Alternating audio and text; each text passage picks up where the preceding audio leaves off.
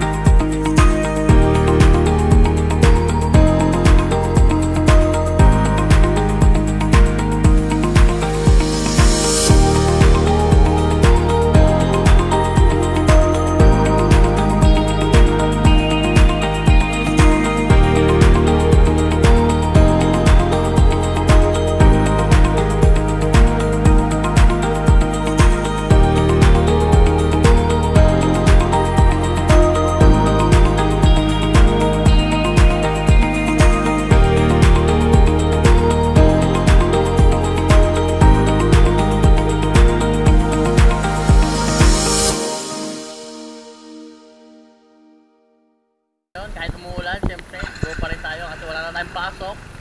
At pupunta tayo ngayon sa Twin Cave. Dito yan sa Barangay Dibutunan, Ipakulaw, Aurora. Let's go! Ayan yung mga kasama natin. Ayan.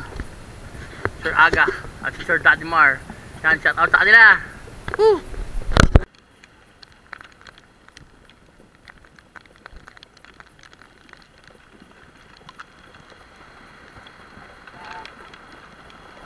Tan-tan-tan, tan-tan-tan.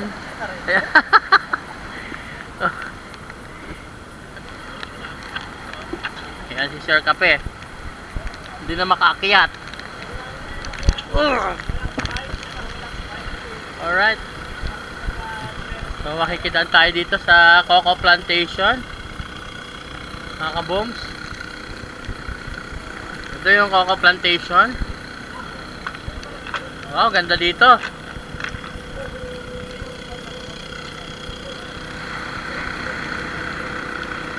Hello. Ay, nasira na yung seawall niya, no? Oh.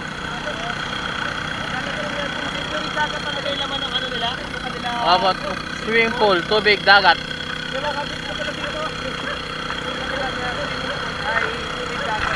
Tubig alat. Mga kabom, doon pa tayo pupunta. Ayan na. Oh, ganda ng mga bato rito. Ayan o. Taas, yung bato.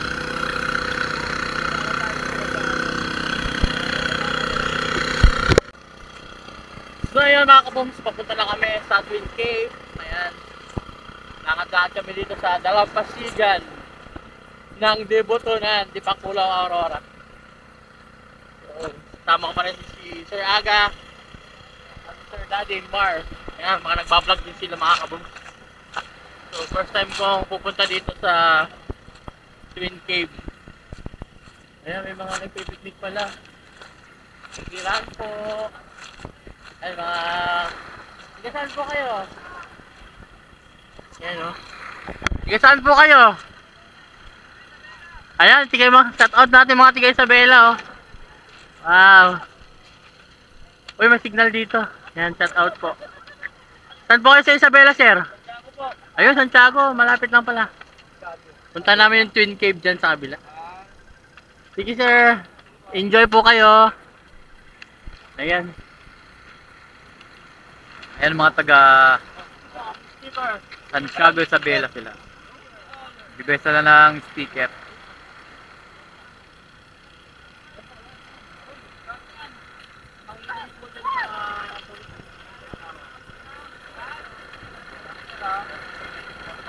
Thank you.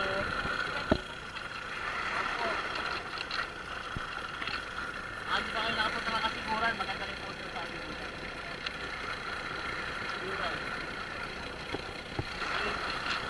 Sa Tibutidal. Tibutidal ba yun, boss? Ako, Tibutidal. Tibutidal.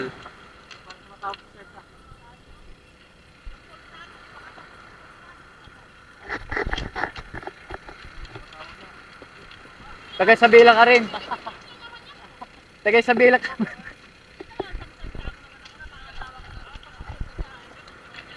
Ganda rito. Sige po, sir. Sige po, shout out. Pa-shout out sa mga tropa kong naiwan doon kanina madaling araw. Sila nagising ng kon, umaga. Yun lang.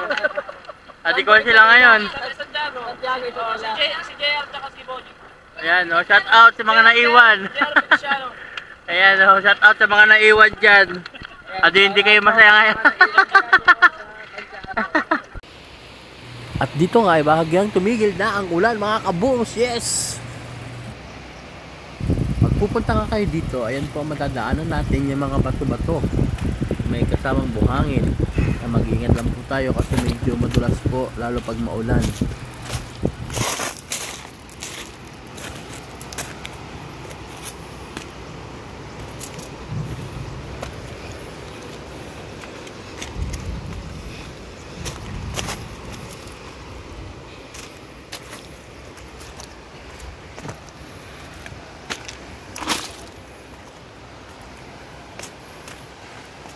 So at yan mga kabooms, ayan, naglalakad pa rin tayo papunta dito sa Twin Cave. So ayun yung mga kasama natin. Ayan, ayun yung isang rock formation. Lalampasan pa natin yung mga kabooms para makapunta tayo sa Twin Cave. Alright. Whew.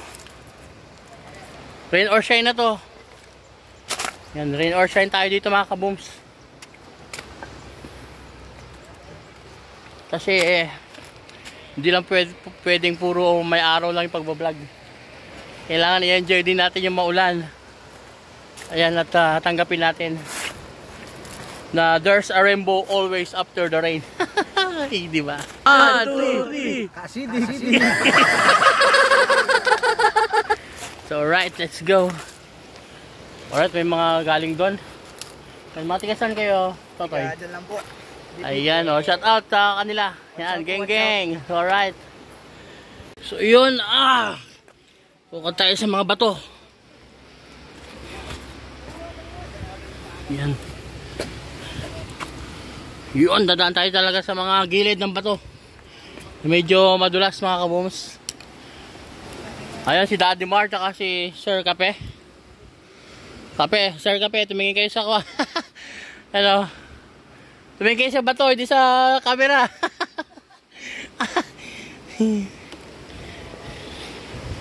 Yan talaga buhay. Vlogger mga kabooms. Yan, para may atid namin sa inyo yung mga kakaibang location at magaganda pang tourist spot dito sa Aurora.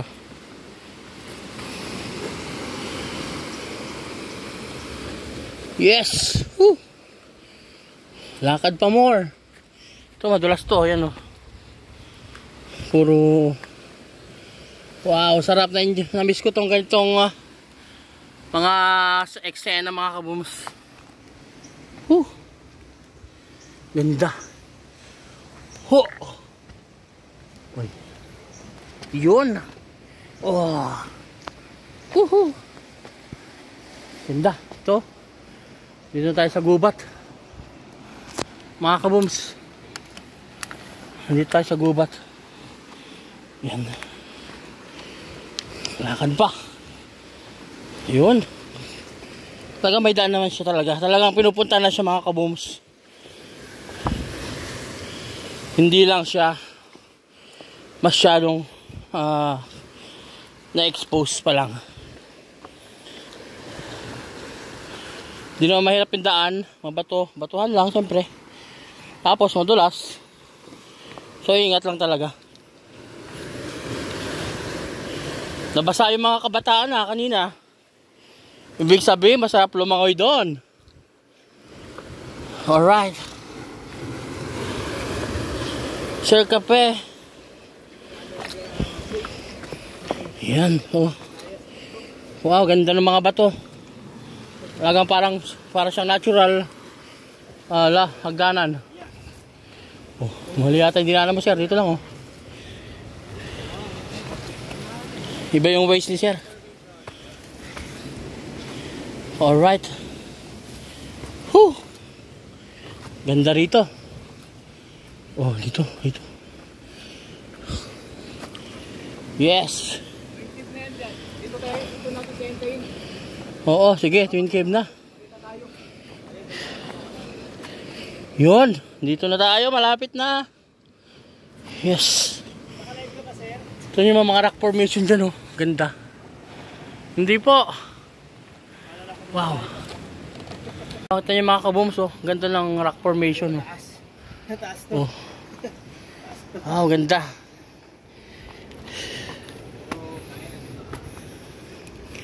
Wow. Tayo naglalakad sa dito. Ibang dimension na mundo. Wow, ganda. Grabe.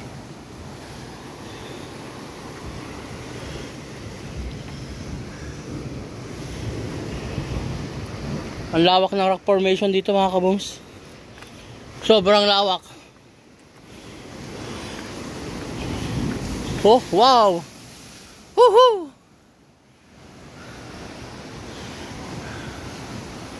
Ganda. Yun sila dun, oh. Wow, so yun yung akitin pa natin mga kabooms. Yan. Wow.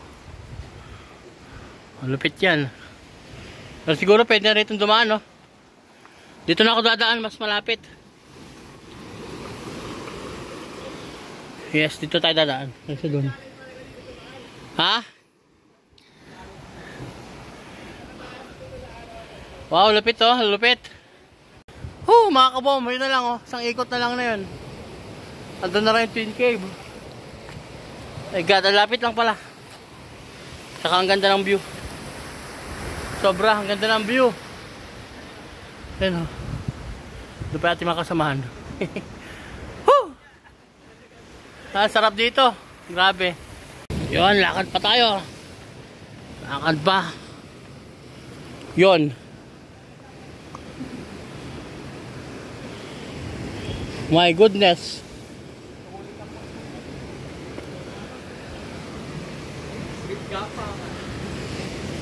Wow, saan tayo bababa dyan? Ay, doon. Doon tayo bababa. Oh. Dahil sa kabila. Oo. Oo, sa baba tayo. Sir. Wrong way dito, wrong turn. Doon tayo sa kabila. Oh, sige. Sir Daddy Mar mauna. Ganda rito. My goodness. Oh.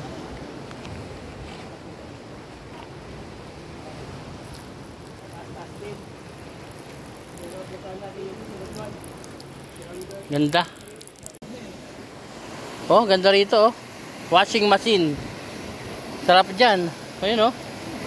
Para ka dyan minamasahe pag dyan ka naligo. Ayan oh.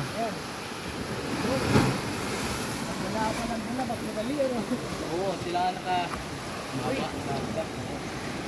Buti na maganda tong ano.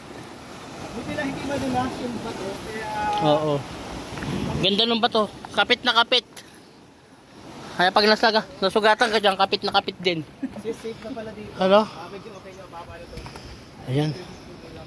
Hindi katulad kanina yung nagdaan natin, talagang maano siya eh. Ayan yung dadaan sana natin oh. Pader talaga. Ayan oh, yan oh, yung kabila na yun. Ha? Ganon? Dapat yung tayo naman para mas ano no? Ayun oh. Ayan oh, pader. Para mas talaga. May challenge. Yung pagkabalik, pangit na naman dyan eh. Wala nang trail ano. Pagkapunta pala talaga dapat lahat ng mahirap na daan. Dadaanan. Alright, so let's go. Lapit na tayo. Lapit na tayo, naamoy ko na. Naamoy ko na. Wow. Malapit na raw, malapit na. Ito ba yung lagoon na sinasabi mo, sir? Oo sir, yan yung lagoon na sinasabi ko. Parang swimming pool. Oo, yan oh. Sayang. Pag nag-high tide, ganda rito sir Oo. Pwede mag-overnight dyan oh. Sayang, hindi nila naabutan na. Oo. Dito nag-overnight yung iba. Oo, so ganda dito sir. Tent. Oo. Ang gusto ko ma-discover dito sir. Ang gusto ko ma-discover dito mga kabons yung fresh water. Pala paraiso. Kaya, di ba? Kasi yung sa Dibanga meron doon fresh water. Pag low tide nakakakuha sila ng inumin tubig. Yan oh. Wow.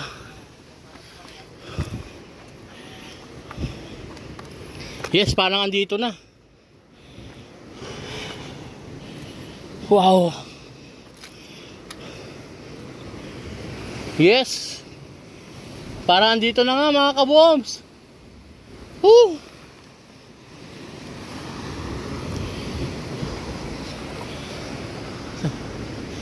Andito na nga. Wow. Uy. Andito na. Makipot na to. Gilid. Gilidan muna natin. Yan. Para makita natin Twin Cave. Wow. Whew. Ang ganda dito. Yes. Ayan yung Twin Cave mga kabooms oh. Wow. Ang lupit. Ganda dito. Oh, laki na ng lukulakataw ng alon. Ayun na yung Twin Cave sir oh. Pwede ka lang mag cliff diving. So yun, finally after 20 minutes walk mga kabooms, ayan, narating na natin yung Twin Cave. Ayan siya mga kabooms. Isa, dalawa, ayan. So napakaganda mga kabooms, worth it. Malapit lang sa highway to. Ayan, malalakad yun na itong Twin Cave. At pag high tide sa mga kabooms, meron siyang lagoon yung dinaanan namin kanina doon. Alright, so ma-enjoy talaga dito sa Twin Cave. Ayan. Oh, ganda. Diba? Ayan, napaka-solid.